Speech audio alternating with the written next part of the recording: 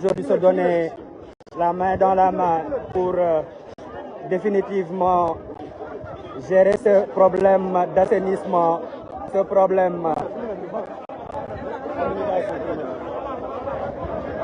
Il est là, le président, le premier ministre Ousmane Sonko.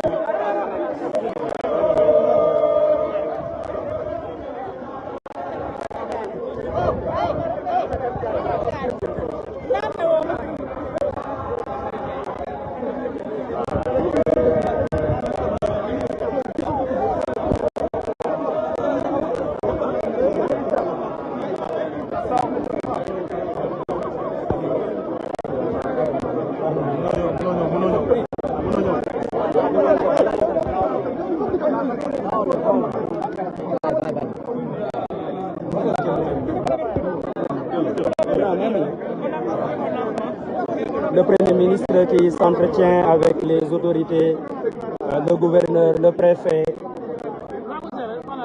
qui s'entretient avec l'administration territoriale sur les problématiques de cette localité. Je rappelle que nous sommes à Sangalkam, dans la commune de Sangalkam. Le Premier ministre qui prend les informations.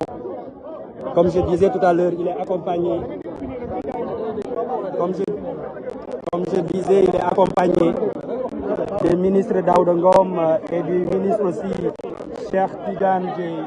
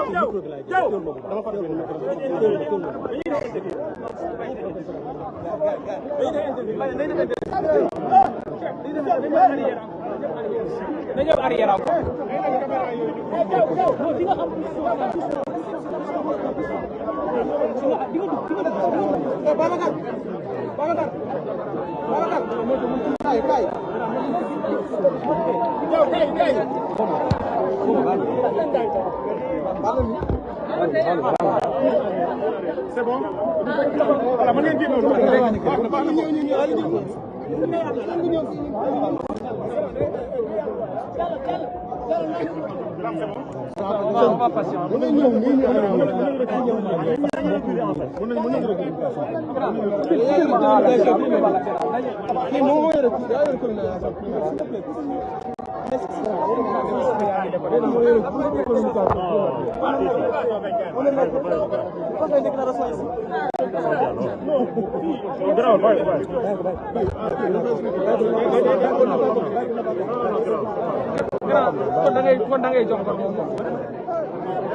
On va patienter. On va s'organiser, on va tous aller en même là.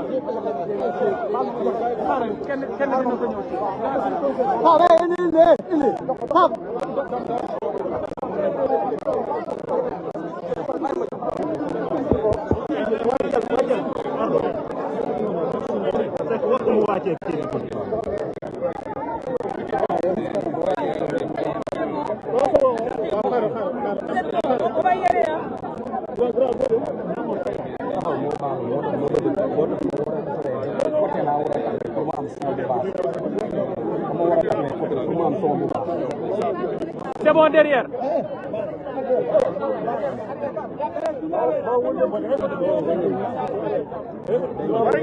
On peut y aller. Après dinañ andi APS. Yaa moom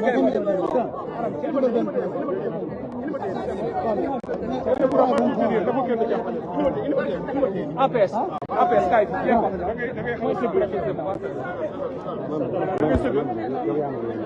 C'est bon, Arab. Charles. Cette journée marque quoi dans cette étape d'assainissement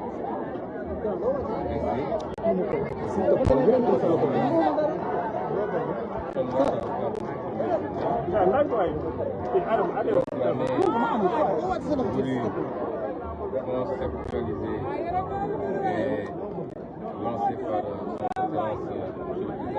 Excellence le Président de la République, qui, dans le cadre du volet citoyen de son programme, a inscrit des actions citoyennes qui permettent à différents segments du gouvernement, notamment les segments civils et militaires, mais au sein des segments civils, toutes les composantes, de pouvoir communier autour d'actions d'utilité publique. Et en l'occurrence, pour cette fois-ci, des actions de nettoiement et de curage en prévision de l'hivernage. Le président de la République a voulu se mobiliser d'abord lui-même, et ensuite mobiliser l'ensemble de son gouvernement et l'ensemble des autorités administratives et politiques.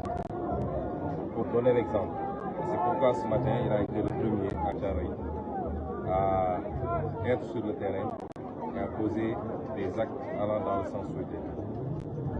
Donc moi je suis là aujourd'hui accompagné de membres du gouvernement, notamment le ministre de l'Urbanisme et le ministre de l'Assainissement et de l'Hydraulique et le maître d'œuvre de cette journée, entre autres, mais également beaucoup d'autres ministres, notamment le ministre de l'Éducation nationale, le ministre de l'Environnement, monsieur le gouverneur de Dakar, monsieur le préfet du département de Rufisque, le sous-préfet également, et l'ensemble des autorités administratives qui nous ont accompagnés. Nous avons fait le choix de venir ici parce que ce quartier présente, l'ensemble de cette zone d'ailleurs, présente une spécificité qui va au-delà de l'activité de curage. C'est une zone qui souffre de la problématique des occupations anarchiques et notamment sur ce qu'il y a appelé les zones non édificantes, c'est-à-dire des zones qui avaient été désignées par les experts comme ne devant jamais faire l'objet de lotissement, a fortiori d'habitation.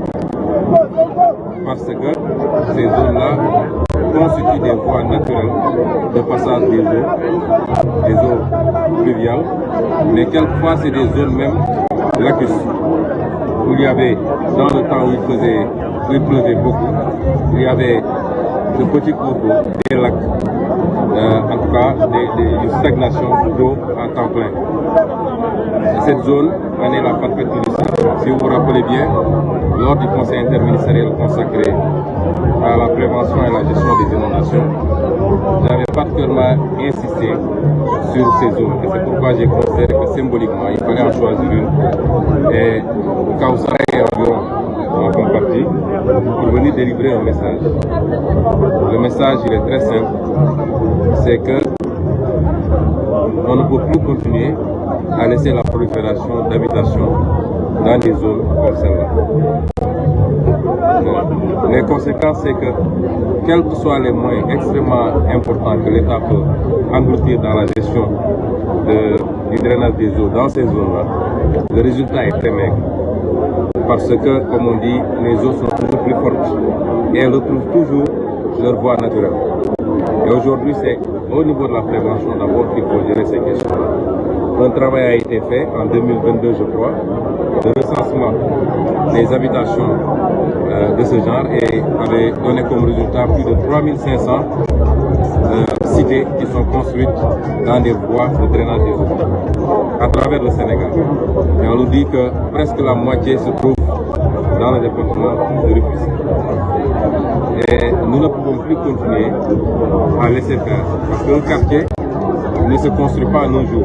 Une maison même ne se construit pas en un jour. Si on en est là, c'est que quelque part il y a eu défaillance et carence des services de l'État qui ont laissé, souvent sans titre ni droit, sans aucune autorisation de l'urbanisme, que des gens puissent construire jour après jour, semaine après semaine, pour voir naître des quartiers. Et après, ça pose la problématique de la gestion de ces quartiers-là. Les conséquences, particulièrement pour Kawsara, c'est qu'aujourd'hui, les gens sont obligés même de quitter pendant l'hivernage. Il y a, je crois, minimum 8 familles qui ont définitivement quitté pour aller chercher ailleurs. Les édifices, mosquées et autres sont complètement pris par les eaux.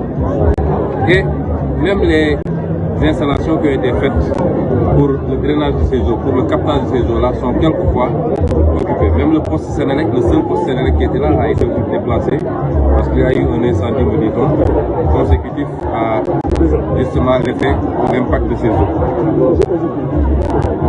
C'est des désagréments qu'on aurait pu éviter. Nous n'avons pas de solution immédiate. Nous allons faire le maximum et notamment nous annonçons ici aux populations que un bassin va être construit ici en collaboration avec l'armée nationale pour gérer déjà cet hivernage, un bassin de captage et de rétention des eaux, en espérant que ça va pouvoir atténuer très fortement l'impact de ces eaux sur les habitations. C'est entre autres une solution, mais une solution provisoire. Et comme l'a dit le président de la République dans son programme, si vous allez à la page 60, il avait clairement dit que la gestion globale de ces questions va faire l'objet d'une planification sérieuse sur le long terme qui intègre une planification globale en termes d'urbanisme et qui intègre la problématique du drainage des eaux, du captage des eaux et la problématique de l'assainissement de manière générale. Ce travail est en cours, monsieur le ministre est ici présent avec toute une équipe pluridisciplinaire. C'est vous dire qu'il y aura des solutions à court terme, à moyen terme et à long terme. Et c'est à cela que nous appelons les populations. Le gouvernement doit être accompagné. Il y a des choses qu'on peut faire tout de suite, mais si tout le monde si et seulement si tout le monde se donne la main et qu'on s'oriente vers le travail. Nous allons assainir structurellement, nous allons assainir humainement et ça nécessitera la contribution de tout le monde.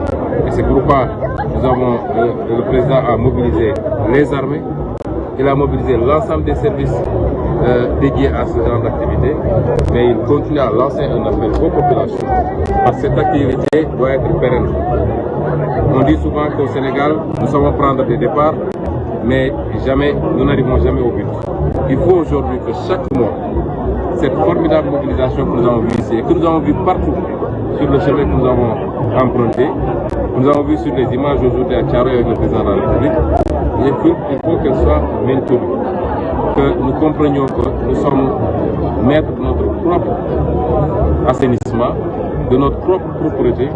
C'est à nous de prendre soin de nos quartiers d'abord, parce qu'en prenant soin de nos quartiers, on prend soin de nous-mêmes, de nos enfants qui jouent dans les rues de ces quartiers-là. Nous prenons soin de notre hygiène. Et c'est en cela que le concept de citoyenneté et de civisme, mais le concept également d'armée-nation, ces concepts sont extrêmement importants et sont au cœur de notre programme. Je terminerai par dire qu'aujourd'hui, au 1er juin de l'année dernière, 2023, je crois que nous étions dans une configuration totalement différente. Où, un peu partout dans le pays, où les activités citoyennes et donc porteuses de progrès, porteuses d'espoir, mais également de plus-value pour les populations et pour la nation, on était confronté malheureusement à une autre situation où c'est peut-être des grenades lacrymogènes et des pneus qui tonnaient ou qui étaient brûlés. Je voudrais dire aujourd'hui que cette œuvre d'assainissement, cette œuvre de salubrité, elle sera globale. Je veux dire à tout le monde, particulièrement à ceux qui ont été victimes de ces situations-là, qu'en aucun cas, nous n'oublierons ce qui s'est passé. Et que toute la lumière, toutes les dispositions seront prises pour que la lumière soit faite et pour que plus jamais nous ne soyons obligés de vivre cela. Et le travail d'assainissement, comme je l'ai dit, il est global. Pour aller vers certaines directions, il faut assainir la présidence de la République, il faut assainir la primature et le gouvernement, il faut assainir la justice, il faut assainir l'administration, il faut assainir l'ensemble des facteurs qui contribuent à aller positivement dans une direction ou très négativement dans une autre direction. C'est cette œuvre d'assainissement qui est en cours et je peux rassurer tout le monde que ce qui doit être fait sera fait pour que la lumière et les responsabilités soient établies et que pour que plus jamais nous n'ayons de 1er juin non pas consacré à des œuvres d'utilité publique, mais beaucoup plus à faire face à des situations très désagréables pour le pays. ma baam ko ci wolof ne ñoo ngi gërëm ñëpp ci tertu bi di gërëm waa Kawsara waa Sangalkam di am mbégte ci teew fii ci bés bu ni mel ci bés bi nga xam ne son excellence monsieur le président de la république Bassirou Diomaye Faye daf ko lancé woon daf ci woowoon sénégalais yi sant yàlla bi ko sénégalais yi wuysee ndax monsieur